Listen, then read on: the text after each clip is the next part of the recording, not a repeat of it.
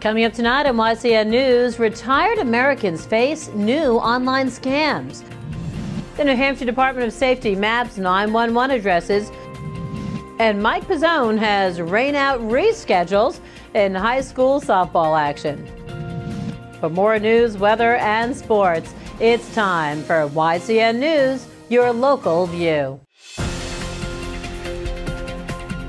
Now, your daily digest of the Dartmouth Lake Sunapee region, southern Vermont, and Windsor County.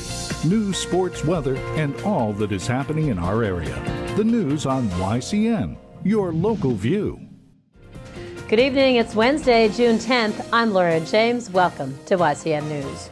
A notice from the New Hampshire Department of Safety is addressing residents of Lebanon. Literally, over the course of the next few weeks, a white Ford Escape or a Jeep Liberty with the Department of Safety seal will be traveling the roads of Lebanon, mapping 911 addresses. Officials will be exiting the vehicle to check utility meters if the emergency number from a certain address does not match the one in the system.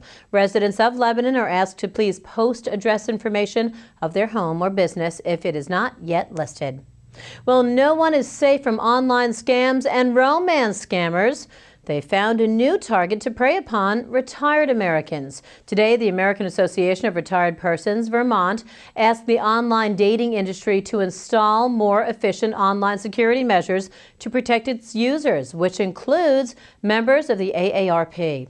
The organization's website states that Americans collectively lose around $81 million a year through romance scams. To combat this, AARP is inviting its members and other citizens across the nation to sign an online petition to be submitted to online dating site companies. The petition asks such websites to implement common sense measures, such as merely combing their own databases to find fake users. A national campaign is currently underway that attempts to advise dating site members with tips to be more secure in how to identify scammers. Vermonters can learn more about romance scams for themselves, friends, or family from the Fraud Watch Network.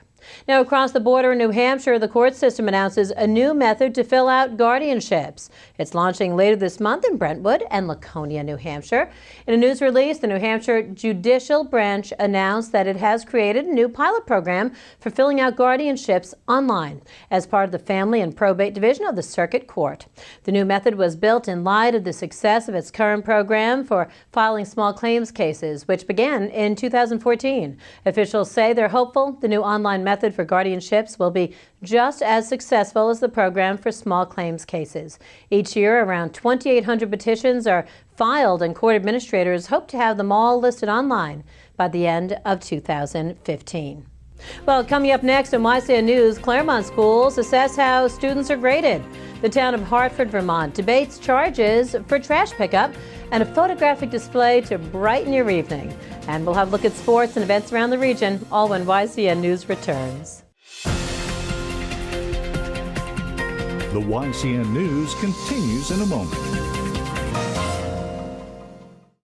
Welcome back to YCN News. I'm Laura James. I'll mention the term standards-based grading in some educational settings, and you may get a variety of opinions about this practice. Instead of using traditional alphabet letter grades to mark a student's achievement, levels of proficiency are issued: proficient plus, proficient, or not yet proficient.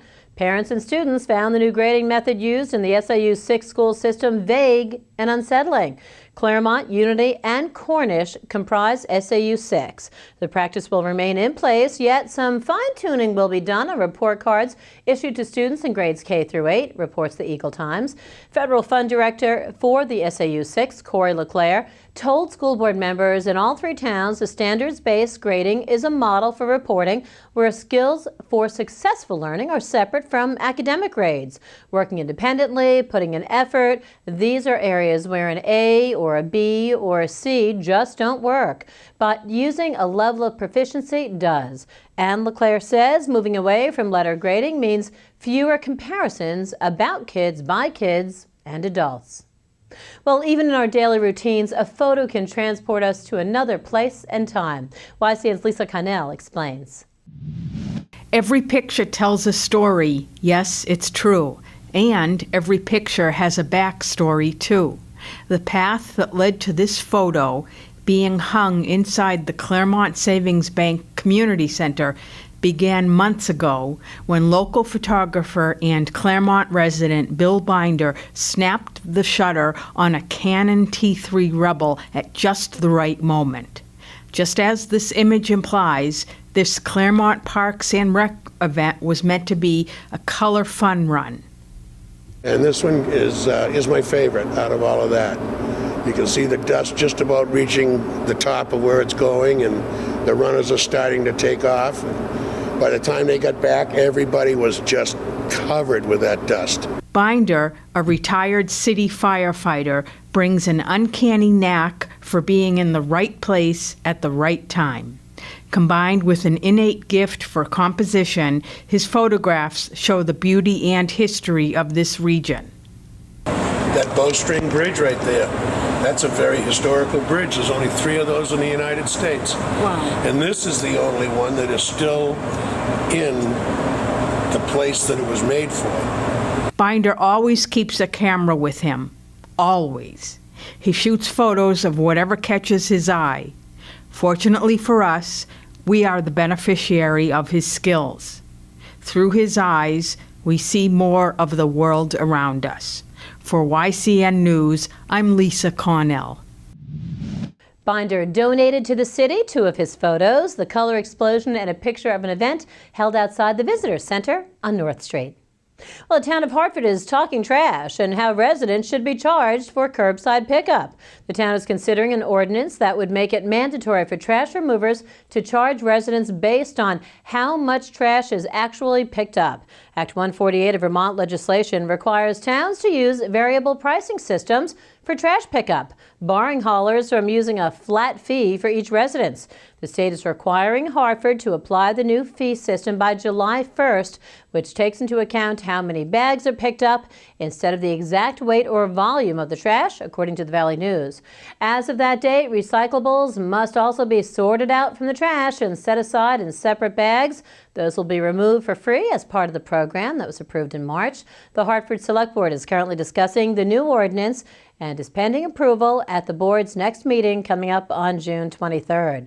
Well, coming up on YCN News, Lynn Solomon sat down with Todd Allen, Senior Wealth Advisor of Muskoma Savings Bank. We'll have that conversation when YCN News returns. The YCN News continues in a moment. Welcome back to YCN News. I'm Mike Pizzone. Things are pretty comfortable out there today with warm temperatures and relatively low humidity, and it looks like that trend will continue in the coming days.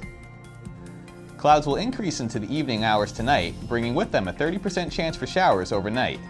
Those clouds will begin to decrease in the early morning hours tomorrow, making for partly sunny skies with a high of 82 degrees.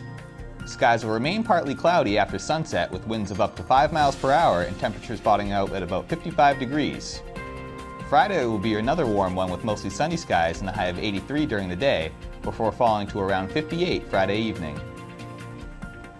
Now let's take a look at our community calendar to see what's happening in the area.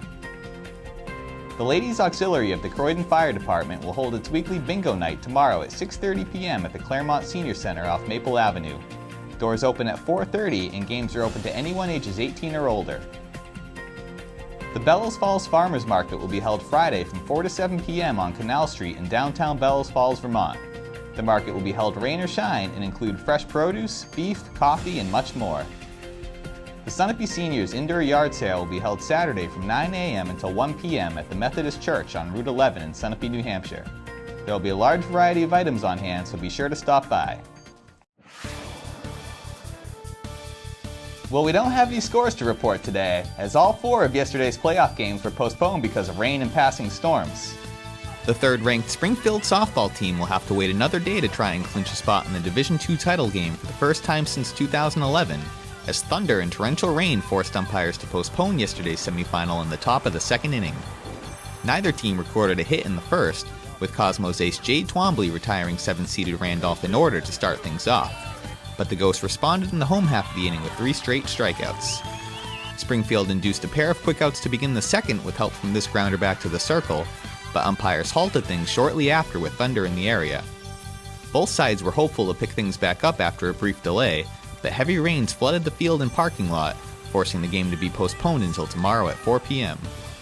The 4th-ranked Bellows Falls baseball team had its semifinal with top-seeded Mill River postponed in the top of the 2nd inning with the score knotted at 2-2, and the teams are slated to finish that game this afternoon.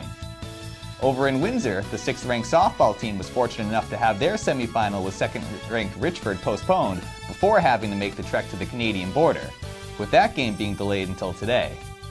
And lastly, the 2nd-ranked Hanover girls lacrosse team will take on top-seeded Wyndham in the finals tonight in Exeter. That does it for YCN Sports. I'm Mike Pizzone.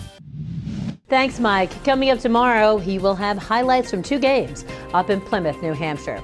Now, YCN's Capital Connections host John O'Connor has been speaking with Alex Ray of the Common Man family of restaurants, how it started, their philosophy.